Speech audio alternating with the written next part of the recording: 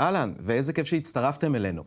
השיחה שלנו תעסוק היום באיך לא, תדאם, AI, אבל רגע, זו לא עוד שיחה של כלים ופיצ'רים מגניבים שאפשר לייצר איתם סצנה מתוך הסרט טיטניק, כשאת דיקפריו מחליף ששון שאולוב, והספינה בכלל טובעת בפינת הרחובות אלנבי וקינג ג'ורג'. לא. זאת שיחה על AI, ואיך הוא יכול לשמש אותנו, כאנשי שיווק, כאשר אנחנו בונים את מסע הלקוח של כל עסק בצורה יעילה ואפקטיבית. אני לא נמצא פה היום לבד, יחד איתי נמצאת עדי טל בילוריה, מנכ"לית אקסטרה מייל. מה העניינים, עדי? הכל מעולה, כיף להיות פה. לפטפט קצת? יאללה. מהמם. אז בואי נצלול ישר לעניינים. אולי תתני לנו כמה מילים ראשונות כפתיח, איך את רואה את הבינה המלאכותית ככלי שמסייע לבנייה וניהול מסעות לקוח, במיוחד בעולמות ה-B2B. אחלה. קודם כל, זו שאלה מאוד מאוד גדולה. אני חושבת שאנשי השיווק, וגם אנחנו לפעמים, מבולבלים.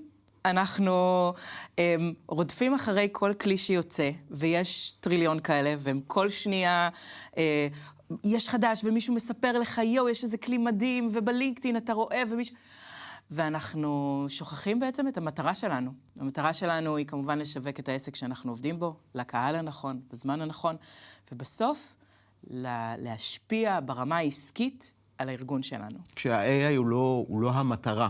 הוא לא המטרה, הוא העזר, הוא הכלי שעוזר לנו לקצר סייקלים של מחירה, הוא עוזר לנו להגיע לאנשים בצורה הנכונה, הוא עוזר לנו לעצור אותם מהדום סקרולינג הזה ושנייה לשים לב. הוא אמור לעזור לנו, לא לייצר איזשהו, אנחנו לא חיים בשבילו.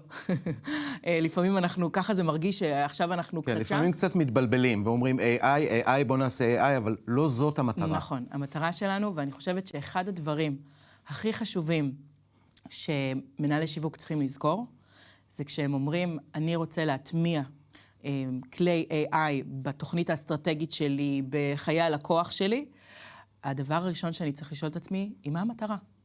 מה אני מנסה להשיג? איפה הפערים שיש לי בתוך מסע הלקוח שלי? האם זה בכלל מכירים אותי, לא מכירים אותי? האם יש לי בעיה מלהפוך לידים קרים לחמים? אני רוצה להפוך MQLs ל-SQLs? אני רוצה בכלל לייצר education על התחום שאני נמצאת בו? יש לי בעיה בנרצ'רינג, אני לא מצליחה לסגור מה אני רוצה לעשות? ברור שהמטרה הסופית המטרה הגדולה היא להביא עוד ביזנס, אבל בואו נחדד רגע ונבין, בואו ניקח מטרה אחת שחשוב לנו רגע להתמקד בה. וזה משהו שאנחנו לא עוצרים, אנחנו אומרים, איזה כלי של סרטונים, בואו נעשה עוד סרטונים. רגע. שנייה. האם אתם צריכים עוד סרטונים? האם אלו הסרטונים שאתם צריכים? מה אתם מנסים להשיג בזה? אז בכלל שאנחנו מסתכלים על לשלב AI בתוך האסטרטגיה שלנו ובמסע הלקוח, אנחנו קודם כל שואלים את עצמנו, בעבור מה? מה זה יעזור לי? ומשם אנחנו נתחיל את המסע הזה, שאני חושבת שעוד שני דברים שנורא נורא חשובים שאנשים ידעו, זה אחד, לפני שאתם נכנסים לתוך הדבר הזה, תוודאו שהמידע, הדאטה שלכם, במה שאתם מזינים את ה-AI, היא האמת. כי הכלים טובים רק כאמיתות המידע שאנחנו נותנים להם. אבל בסוף אנחנו צריכים להכיל אותו במידע לגמרי, אם ה-CRM שלך לא מסודר, כן.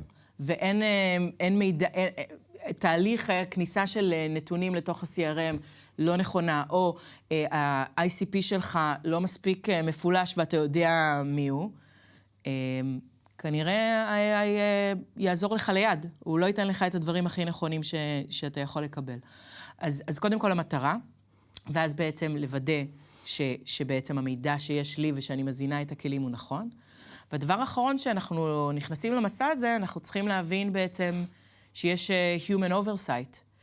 איפה בעצם אני נותנת ל-AI או למכונה לעבוד, ואיפה חשוב לי שאנשים, שהעובדים שלי, שאנשי מקצוע מסוימים, ייכנסו. יש ל-AI הרבה מאוד יכולות מדהימות, אבל אנחנו יכולים להגדיר את הגבולות שלו, ואנחנו צריכים להגדיר את הגבולות שלו. אז זה, אני חושבת, עוד פרט מאוד חשוב, לפני שאנחנו בכלל קופצים לתוך הדבר הזה. לקחנו אוויר והתחלנו לצלול, בואי נצלול טיפה יותר עמוק, ובעיקר לעולם מסעות הלקוח. אני מבין שאת רואה אותם כתהליך שהוא כבר לא ליניארי, פחות הפאנל המסורותי שאנחנו מכירים, אז בעצם למה הם הפכו להיות ואיפה AI נכנס בסיפור הזה? אני חושבת שהיום ה-AI יכול להאיץ לנו תהליכים מסוימים, ובעצם ככה לעזור לנו לדלג על קשיים מסוימים, ומה שקורה שאנחנו יכולים בעצם להיות בכמה מקומות באותו הזמן. והתהליך לא לינארי גם, מכיוון שהיכולת שלי לזהות אינטנט, היכולת שלי לזהות צורך באמצעות כלי AI, מאפשר לי לקצר חלק מהזמן. יכול להיות שזה לא, התהליך awareness או המודעות לא חייב לעבור בדיוק את אותם השלבים, תהליך education לא חייב לעבור את אותם השלבים. זאת אומרת, המתודולוגיה המסורתית של נעשה את זה, נחכה איקס זמן, ואז נרד לפה, ואז הוא ייתן לנו, שלח לנו בגייטד את הפרטים שלו, לא בדיוק ככה. זאת אומרת, אני יכולה באמצעות הכלים האלה לפגוש את הפרוספקט שלי, במקומות גם מקוצרים יותר, או גם, בעיקר במקום שהם מחפשים אותי. אני יכולה בעצם באמצעות G או A או כל אחד קורא לקצת אחרת, אבל בעצם באמצעות חיפוש במנועי LLM, לזהות כבר שמישהו באינטנט גבוה יותר. יש היום כלים בתוך מערכות CRM, כמו HubSpot או כלים אחרים, שיודעים לזהות בעצם מתי ארגון התחיל לחפש רכישה. אז הדברים האלה כאילו מייצרים לנו איזשהו מיקס חדש שלא מחייב אותנו שליד ילך מסע מסוים. הפאנל בעצם מתחיל לדבר איתך, והוא יודע איפה נמצא הלקוח שלי, ומדלג בין השלבים שאנחנו מכירים אותם, ויודע למצוא אותו במקום הנכון שלו. לגמרי. אני לא אומרת שהשלבים עצמם כשלבים הם סופר חשובים, ואנחנו עדיין צריכים להשקיע בשלבים. ברור. לא יודעת אם באותה מידה, כל עסק ובעצם איפה שהוא רואה שהוא צריך יותר. אבל מה שאני אומרת, שהלידים לא יקפצו בדיוק את אותו המסע, או שאנחנו לא נפגוש אותם בדיוק כמו שחשבנו. אבל כן צריך להשקיע בשלבים באותה מידה, או לצורך העניין איפה שנכון לעסק שלכם להשקיע אותו. אני אקח איזשהו משפט מהעולם המקצועי שלי. את יודעת, אנחנו אנשי הקריאיטיב אוהבים להגיד less is more, כמה שפחות, בלהצליח להגיד כמה שיותר. איפה זה פוגש את עולמות ה-AI? איך אנחנו יכולים לבצע פחות דברים בשביל להרוויח מקסימום תועלת במהלך העבודה שלנו? אני חושבת שכשאתם מתחילים להטמיע כלי AI, אנחנו נחפש quick wins. וכשאנחנו מדברים quick wins, זה בדיוק איפה ש-less is more נכנס. כי אני חושבת שלהתחיל, בגלל שהמכונות כל כך חכמות, אז אנחנו לפעמים רצים ישר להטמיע אותם בדיוק בתהליכים המורכבים, שקשה לנו, אנחנו אומרים, המחשב יפתור לנו את זה. אבל דווקא כאן הייתי בוחרת בהתחלה משימה או איזשהו פתרון רפטטיבי, פשוט, משהו של אולי סקייל, משהו מונוטוני, דברים שהיה יכול לעשות קלות ולחסוך לנו קודם כל זמן, או איזשהו משהו שהוא נורא מונוטוני, ולהתחיל דווקא בווינס שלנו, בדברים הפשוטים יותר. כן. וללמוד ככה את הכלי. אז קודם כל, less is more בקטע של לא צריך, אל תתחילו ליפול ברביט הולס של לחבר ממשקים ואינטגרציות. ולהתחיל לקשור את כל החוטים ומיליון תשתית שעד שתתחיל לעבוד עם זה. עד שתתחיל לעבוד, הכלי שחשבתי שיעבוד לך כבר יצא פיצ'ר חדש, והכלי הזה כבר כן יעבוד, והמנוע ישתנה. אז תבחרו, אז אמרנו, אם בחרנו רגע מטרה, והגדרנו מה אנחנו רוצים לעשות איתה, נבחר בתוך המטרה הזאת את המשימה הפשוטה ביותר שיכולה לעבוד לנו עם הכלי. בואו נראה איך היא עובדת. וגם מבחינת כלים, אם אנחנו מדברים על less is more, אני בכלל אגיד לכם לא ללכת לחפש כלים חדשים. יש לכם, אני בטוחה שמנהלי שיווק היום משתמשים בלא מעט כלים שכבר קיימים להם. מישהו, כמו שציינתי מקודם, HubSpot, או מישהו שכבר משתמש בסימילר. זה כבר קיים שם ממילא. כל החברות האלה וכל פיצ'ר כזה מעמיס את עולם ה-AI על הכלי שלו. בדיוק. אז החברות האלה כבר פיתחו כלי AI בתוך הפתרונות שכבר קיימים. קודם כל, תראו על מה אתם משלמים. תראו איזה פתרונות יש כבר בכלים שאתם עובדים איתם, כי המידע כבר נמצא בהם. תתחילו קודם בהם. אז שנייה, לא צריך לרוץ לחפש כלים אחרים, תראו קודם כל מה יש לכם בבית, מה הכלים האלה נותנים לכם. יכול להיות שאתם לא צריכים לרוץ לחפש, יכול להיות שכבר בבית יש לכם כמה פתרונות מאוד טובים שפשוט צריך לקרוא, תתקשרו למי שאחראי על הסקסס בתוך הכלי הזה שאחראי עליכם, שיסביר לכם איזה התקדמות אתם עושים. ודווקא זה נורא מאוד מעניינת לנו, שאם הכלי שאנחנו משתמשים בו הוא כזה שעוד לא הטמיע את הכלים האלה, אולי זו ההזדמנות אולי באמת זאת לעבור לכלי אחר שכבר מציע את הדברים האלה בתוכו. בואו נדבר קצת מהניסיון שלנו בעבודה ביום-יום. אנחנו נפגשים עם המון לקוחות. חלקם הטמיעו כלי AI, חושבים לרכוש כלי AI חדשים. לחלקם יש כלי AI שהם קצת פילים לבנים, כלומר, זה קיים לי במחשב, אבל אני לא בדיוק יודע מה לעשות עם זה. איפה את רואה שארגונים מצליחים לעשות עם זה משהו, ואיפה זה הופך להיות איזשהו פיל לבן שאנשים אומרים, אוקיי, יש לי את זה, אבל סבבה, לא צריך לגעת בזה באמת. כן. אני חושבת אני אחזור רגע למה שנאמר מקודם. בסופו של דבר זה המטרה. אנחנו צריכים כל הזמן להישאר בפוקוס על מה באנו לעשות. וברגע שאנחנו מבינים שכלי מסוים לא לוקח אותנו לשם, אז הוא לא צריך להיות חלק, אנחנו מבזבזים זמן. אז אני חושבת שארגונים שהצליחו להטמיע כלים כאלו, בעצם ידעו לעשות רגע איזשהו רפלקשן פנימי, ולהגיד, איפה הבעיה שלי? איפה קשה לי? איפה אני צריך עזרה? ולא, יש לי AI, בוא נעשה איתם משהו, ובוא נראה איך הוא מתלבש על מה שאני צריך. בדיוק. אולי אני מבין הדבר שאני חושבת שרוב מנהלי השיווק משתמשים היום, אם אני זוכרת נכון מנתונים, לפחות 85% משתמשים היום בכל השלב הראשון במסע הלקוח, אנחנו מדברים על awareness. היום משתמשים בכלי AI כמעט כל מנהל שיווק ביצירת תוכן. למה? כי תוכן אנחנו יודעים זה משהו שלוקח זמן, צריך כישורים מסוימים לייצור תוכן, וצריך הרבה ממנו. ואני חושבת רוב מנהלי השיווק משתמשים היום בכלים שונים ליצירת תוכן. אני לא יודעת אם הם יודעים למדוד היום איך זה שינה דברים, מה זה עשה, אם הם משתמשים בזה רק כדי לייצר תוכן, או שהם משתמשים בזה באופן כבר מתקדם יותר. ואני חושבת שהשלבים האחרים בתוך מסע הלקוח הם מקומות שהם לפעמים יותר מורכבים, או מצריכים עוד מחלקות שיעבדו יחד איתנו, לדוגמה סיילס. ושם קצת, אני חושבת שאנחנו, ממה שאני רואה בחוץ, עוד לא לגמרי בשלים, או עוד לא עשינו את מלוא העבודה כדי להכניס את הכלים האלה לחלוטין. שזאת בדיוק הנקודה. אם אני היום סמנכ"ל שיווק באיזושהי חברה, מה הנקודה שבה אני אומר, אוקיי, בוא נתחיל להשתמש בכלי מסוים, אחרי שניתחתי שהוא באמת משרת אותי, תוך שאני לוקח בחשבון שאני צריך לרתום עוד גורמים בתוך הארגון, מה הנקודה שבה אני אומר, בוא נתמקד באיזשהו כלי שמשרת אותנו ונתחיל לעבוד איתו. כן. ROI, מה מביא לכם הכי הרבה בעצם הישגים בסופו של דבר? איפה אתם מחזירים על ההשקעה שלכם? אני חושבת שאפשר למדוד את זה בכמה דרכים. אז כמובן שהרבה מאיתנו מודדים כלי AI בצורה של יעילות. יכול להיות שלא היינו צריכים 3 אנשי תוכן לייצר AI, אולי פחות. כן. אולי לא הייתי צריכה עכשיו ללכת ולשלם על הפקה מאוד גדולה, ויכולתי לייצר משהו בצורה הרבה יותר זריזה. זאת אומרת, קודם כל להיכנס בנקודה שבה אני רוצה לתכלל את כל המשאבים שיש לי כדי להניע איזשהו מהלך. אז כן, אז אחד זה להבין מבחינת משאבים ויעילות. אני חושבת שהדבר הקריטי שאנחנו צריכים לזכור, זה איפה בעצם, מה ה-ROI בעצם העסקי שלנו לתוך הדבר הזה. ואחד הדברים שאנחנו רואים ש-AI עושה, והמקום שהוא הכי מחזיר את ה-investment שלנו, כן. הוא בעולמות של נרצ'רינג, ובעולמות של כבר הלידים, ולהבין איפה הם נמצאים, ולהפוך אותם ממש בשלים לעסקה. אנחנו תכף נדבר על זה. אז תתחילו למדוד את ה-ROI שלכם.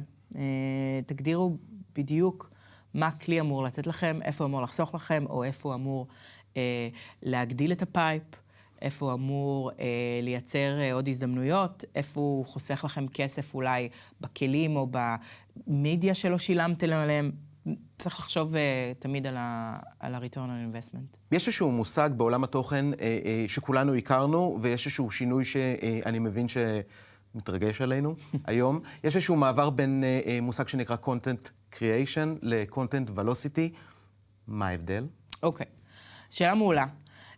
כולנו מכירים את content creation, כמו שאמרת.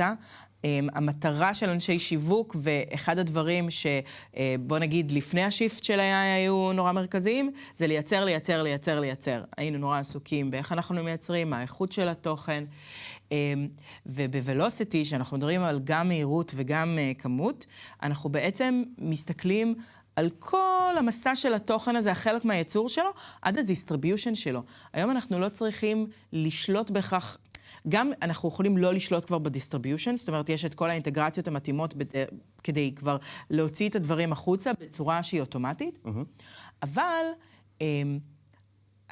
אז קודם כל יש ייצור תוכן, ואז אנחנו עושים ממנו סקייל.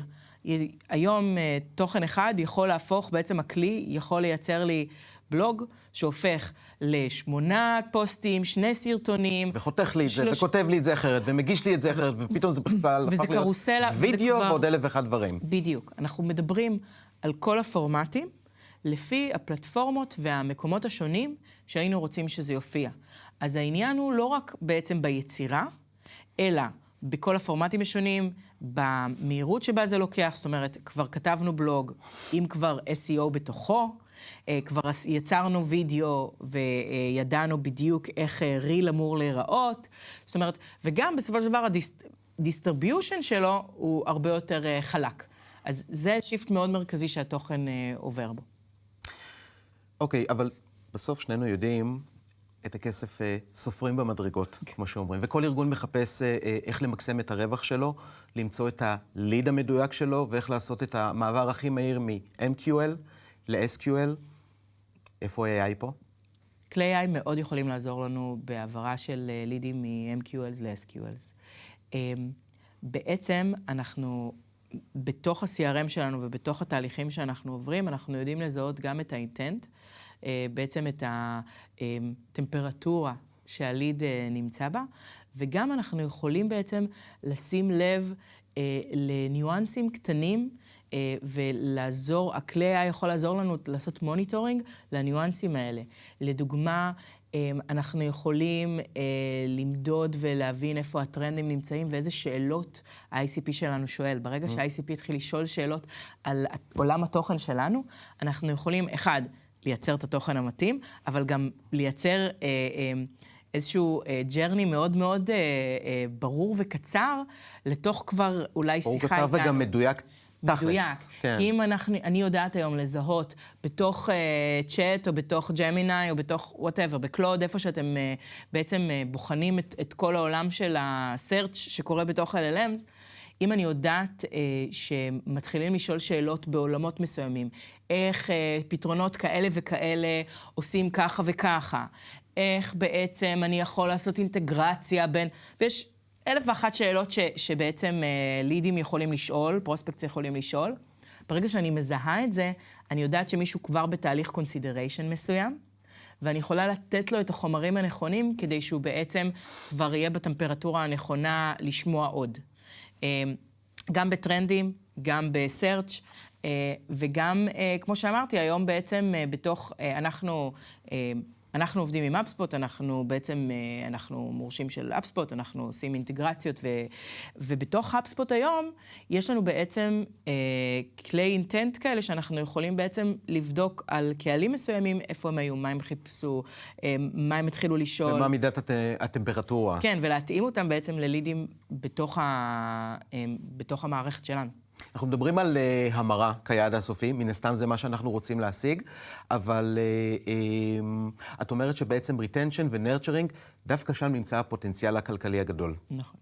איך זה מתכנס? תראה, בסופו של דבר כולנו יודעים שכשליד כבר כאילו ב-retention, או שאנחנו מנסים בעצם להמשיך איתו הלאה או לעשות לו upsell, שם ההכנסה הכי משמעותית, או הכי קלה, ואף פעם לא קל, אבל היא כבר חצי ביד שלנו, בסדר? אנחנו כבר ברגל בדלת. ושם אנחנו בעצם יכולים להשתמש בכלי prediction של scoring לאותם לידים, שבעצם יודעים למצוא את הזמן הנכון, את הבן אדם הנכון, ומה שזה עושה זה מאפשר בעצם לסיילס להגיע לאנשים בדיוק ברגע שהם צריכים אותך. כמה בטוח כל אנשי המרקטינג מכירים את השיחה הזאת עם אנשי הסיילס, כי אנחנו בעצם החיות שזה... כן, ואנחנו פוגשים אותם תמיד בחתונה, באיך זה סיפור אהבה אז בעצם כמה פעמים הבאנו לידים, ואמרו, לא, זה בכלל לא הזמן, אמרו לי לחזור אחר כך, ואנחנו היינו בטוחים שהבאנו בעצם לידים, כן, וואו. האיש מהמחירות אומר, שמתי לעצמי תזכורת עוד חצי שנה לדבר איתו. בדיוק. אולי. אולי. אם זה יהיה אותו בן אדם, כן. באותו ארגון, כן. והוא ירים את הטלפון, וכולי וכולי. אז בעצם אנחנו יכולים לקצר כאן בעצם את תהליכי הסיילס, כי הכלים האלה יודעים להגיד לנו בעצם, אחד, לייצר איזשהו צפי, prediction, לגבי איפה הליד נמצא ומתי נכון לפנות אליו, ואז גם להשליך בעצם על כל הלוקלייקס, על כל הלידים האחרים, ולהגיד לנו בעצם, לשנות לנו את הסייקל קצת. וכאן היכולת שלי גם לקצר את התהליכים ולפנות לאנשים בזמן הנכון, כאן בעצם הכסף הגדול מגיע. וגם אני אגיד שבעצם זה באמת החלק בתוך, בעצם שם כלי ה-AI, וראו את זה בכל המחקרים, מביאים את הערך הכי גבוה לעומת ההשקעה. עדי, בואי נדבר תכלס מספרים. ארגונים שמתחילים להשתמש בכלי AI, מה הם צפויים לראות? אז קודם כל בואו נזכיר לכולם שזה לא מהרגע הראשון. אנחנו בונים כאן איזושהי אסטרטגיה, אנחנו מטמיעים את הכלים הנכונים במהלך של מסע הלקוח, אבל מי שעובד בזה, מייצר את האסטרטגיה, מטמיע, עושה את האופטימיזציות הנכונות, אז ארגונים שהטמיעו בעצם AI בפאנל השיווקי שלהם, ראו כמה דברים. קודם כל ראו 70% גדילה ב-ROI של ה-lead generation, שזה מספר, קודם כל, נתון, וואו. מעבר לזה, ב-conversion rate ראו באזור ה-15-20%, שבדרך כלל זה יושב על אזור ה-10%, משהו כזה. ואני חושבת שאחד עוד נתון שהוא די מדהים, זה בעצם ראו 120% גדילה באינגייג'מנט של אקאונטס. תחשוב פתאום, אם כל מיני פרוספקטס שלי היו מתנהלים מולי, מדברים איתי בצורה מסוימת, פתאום יש הרבה יותר אינגייג'מנט. אז יכול להיות שאולי לא סגרתי אותם עכשיו, אבל אם יש כבר אינגייג'מנט איתי, אז הם זוכרים אותי, אני כבר נמצאת בטופ אוף מיינד. כן. יכול להיות ששנה הבאה זה יקרה, יכול להיות שבסייקל הבא זה יקרה. זה משהו שהוא נורא משמעותי גם ללונג טרם בסופו של דבר. וגם אני חושבת שבעולמות הסיילס, אם אני לא טועה, אנחנו מדברים על 30% בערך של עלייה באפישנסי, ביעילות של הסיילס, שזה גם מדהים, זה משהו שאנחנו יכולים לתת למחלקה השנייה. ומה שאני חושבת שנורא חשוב, המחלקות האלה, שני התחומים האלה, הם מן הסתם הולכים יד ביד, נכון? אנחנו צריכים לקחת גם את הסיילס לשיחה, ולהגיד להם, בואו נגרום לזה לקרות. איך אני יכול לעזור לכם? הנה הדברים שאני רוצה להטמיע. כן, זה לא החגיגה הפרטית שלי בתור מי שאמון על עולמות המרקטינג. בדיוק. ואנחנו בסופו של דבר עובדים ביחד כדי להגיע לתוצאות. אז להטמיע ביחד, לייצר בעצם איזשהו תהליך פידבק ואופטימיזציה משותף, לראות איך הכלים עובדים, לבחון אותם ביחד. בסופו של דבר, זה יביא לתוצאות הכי טובות, אני חושבת. אמרנו מלא AI עד עכשיו בשיחה הזאת, וזה בסדר, לשם כך התכנסנו, אבל בואי נדבר רגע על המפלצת שבחדר. AI זה גם משהו שהוא לא תמיד ידוע, נכון. לא תמיד ניתן לחיזוי. נכון. אנחנו רואים שזה הולך ונכנס לנו לכל המערכות שאנחנו משתמשים. איפה הגבולות? שאלה מעולה. אני חושבת שיש כמה כלים או כמה קטגוריות שאנחנו נבחן כלי AI לפיהם. קודם כל, להבין, הם בכלל מתאימים לנו כארגון. אז קודם כל, אני חושבת שבסיס זה אינטגרציה. האם הם עובדים עם הכלים שיש לנו כבר או לא.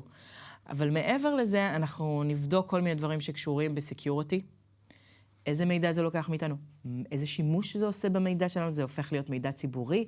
זה נשאר אצלנו? למי שייך ה-IP אחר כך? זה שאלות שאנחנו צריכים להבין בכלל את ה-governance של איך אנחנו בעצם מנהלים AI בתוך הארגון. אנחנו צריכים להבין שזה עומד בתוך compliance, קודם כל שהארגון שלנו צריך לעמוד בו, הטריטוריה שבה אנחנו נמצאים, זה GDPR או כל מיני חוקים אחרים, איך אנחנו בעצם שומרים על המידע שלנו, על המידע של הלקוחות שלנו. אמרנו את זה מקודם, אבל בואו נזכור את זה שוב. איפה הבן אדם נכנס בתוך הדבר הזה? חייב להיות human oversight על הדבר הזה.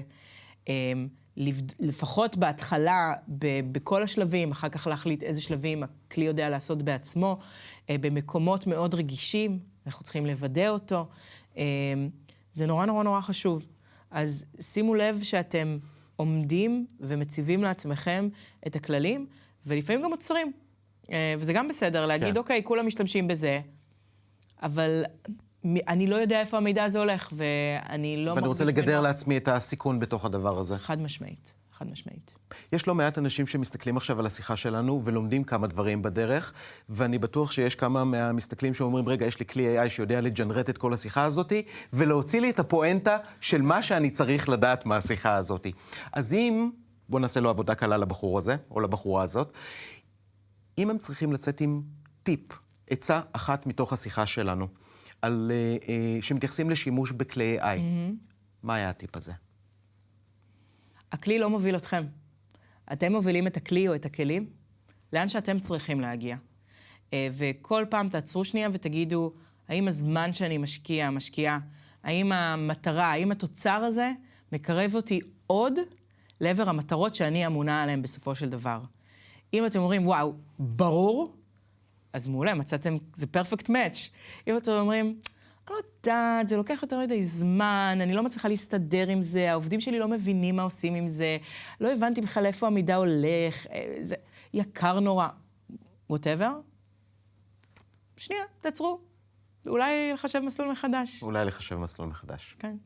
עדי, היה לי ממש כיף. איזה כיף לנהל שיחה אנושית כל כך לא AI. זה הזמן להגיד לך שאני בעצם... בדיוק. כן. ואני בטוח שאנחנו נתראה... זה רק האבטר שלי פה. כן, כן. לא, אני יודע שזאת את. אני בטוח שאנחנו נתראה ממש בקרוב שוב. כן. תודה רבה. תודה לך.